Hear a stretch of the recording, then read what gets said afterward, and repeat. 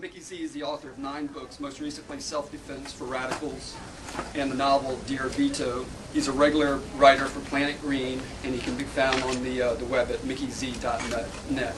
And yeah, he's doing his best to bring sexy back into radical activism. Mickey Z. Give it up! It's appropriate that Mark introduced me because I couldn't have got this gig without him setting it up, and thank you to Mark and Nancy for all they do. He mentioned that I'm on the web at mickeyz.net, thanks to them. So I want to make sure I acknowledge that. And you can find me somewhere else on the web too. I discovered this new thing. It's called Facebook. I think it's going to be big, and I'm on it now. Before I begin, as always, I'd like to say thank you to my mom for teaching me lessons of love, strength, and compassion. This is the second time I'm doing Barnes & Noble in 1 week. I did up in New York and Tribeca on Monday, so I'm still trying to figure out if this means whether I made it or I sold out. You'll let me know at the end of the night. But I always like to use a tactic to begin our events, something I learned during my 12 years in Catholic school. Because when you go to Catholic school, you spend a lot of time in church, and there's one thing I learned in church that I still use to this day. So I'm going to ask each and every one of you to turn to the person on either side of you, in front of you, behind you, and shake hands. Say hello, introduce yourselves. Nice to meet you. That wasn't too bad, right? We will pass around the hand sanitizer a little bit.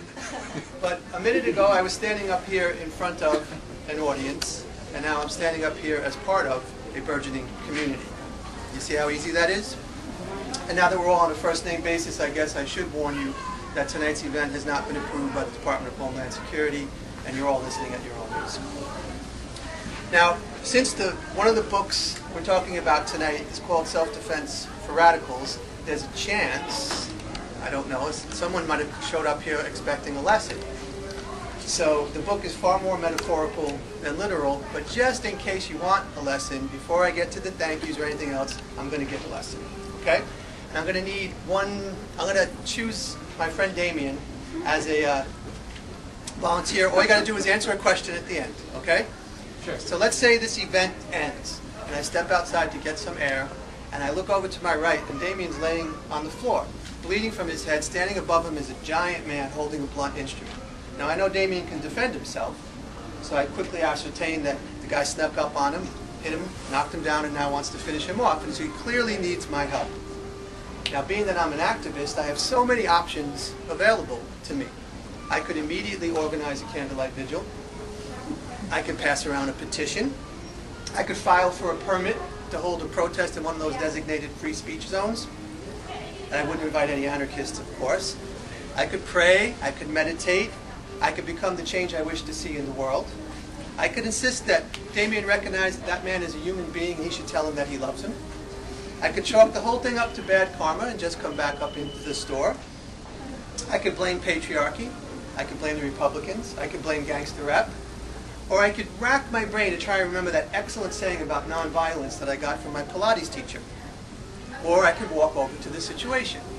And I could draw the big guy's attention onto me and away from Damien. And once he's looking at me, if I made some type of movement down, his eyes would go down, his hands would go down, creating space for a finger jab to his eyes, bringing his hands up too late for a front kick to the groin, doubling him over, grab him by the hair, bring his knee face down on my knee, pull him back, and I'm about to finish him off, but I remember that most state laws say that the use of force in self-defense is allowed as long as the threat remains imminent.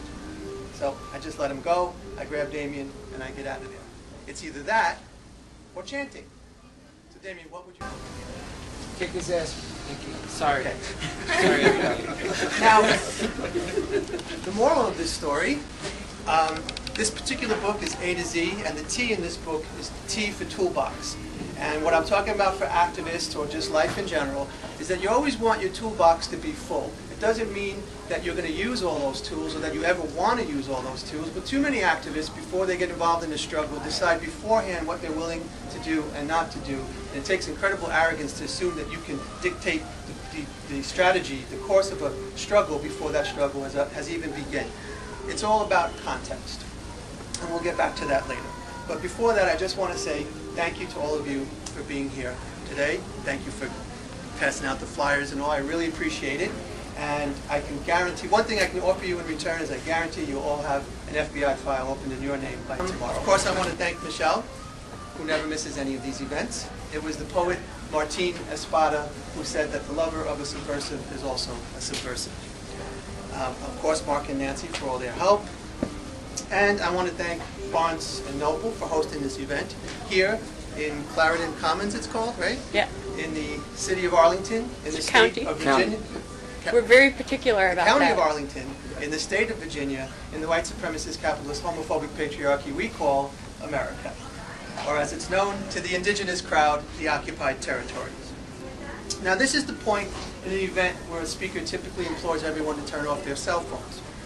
And anyone who's familiar with my talks know I do quite the opposite.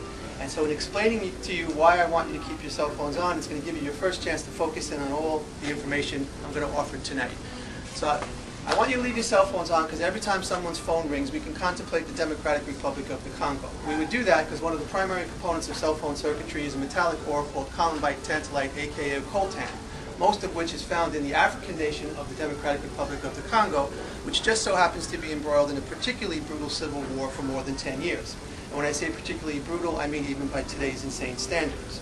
And both sides in this civil war are using child labor to mine and sell coltan in the name of funding their military mayhem and, look at this, how much I said them already, and feeding our cell phone addictions. And it gets worse. The world's largest primate, the eastern lowland gorilla, has as its primary habitat the Democratic Republic of the Congo, in particular where the coltan is found. So I probably don't have to tell you what's being done to the world's largest primate in the name of using child labor to mine and sell coltan to fund military mayhem and feed our cell phone addictions, but I can sum it up in one factoid. And the population of the eastern lowland gorilla in the past 5 years has declined by 90%. So we can only hope that some clever entrepreneur has recorded the call of the eastern lowland gorilla, so long after it's gone extinct, we could use that call as a ringtone. So go ahead, leave your cell phones on. So here we are, March 27th in the year 2010, otherwise known as the 30th consecutive year of the Reagan administration. And Mark Twain once said that it takes about 3 weeks to come up with a good impromptu speech. So with that in mind, about 3 weeks ago, I tried to find events that happened on this day in history that I could connect to this talk. And I found that on March 27th in 1945, the United States military began an operation of mining the ports and water sources around Japan with the goal of targeting the civilians in Japan. And they very bluntly named this Operation Starvation. So on March 27th, 1945, in the name of fighting the good war, the United States decided to consciously starve civilians to win this war. And it's interesting to note that the men who were responsible for this particular plan are generally known as this country's greatest generation. Now, as I said, this is my second time doing Barnes & Noble. I don't get to do Barnes & Noble a whole lot. So when I got this opportunity, I was thinking, what should I focus on tonight? My initial idea was to give you a rousing and inspirational speech on the topics of hope and change. But I decided I better not do that because some of you might fall for it again. I'm curious, how many people here voted for George W. Obama in the last election? Show of hands. Okay. Voted for Obama. I'm curious, if you did vote for Obama, I just have one question for you. How's that working out for you? Asking that question reminds me of something Steve McQueen said. Pass healthcare. I'll come to that, don't worry. Asking how it's going with Obama reminds me of something Steve McQueen said in the movie The Magnificent Seven. When he was asked how things were going, he said, well, it's like that fellow who fell off a 10-story building. As he was falling, people on each floor heard him say, so far so good. Because let's face it, hope and change still feels an awful lot like shock and awe. And in the words of the esteemed political philosopher John Bon Jovi, it's all the same, only the names have changed.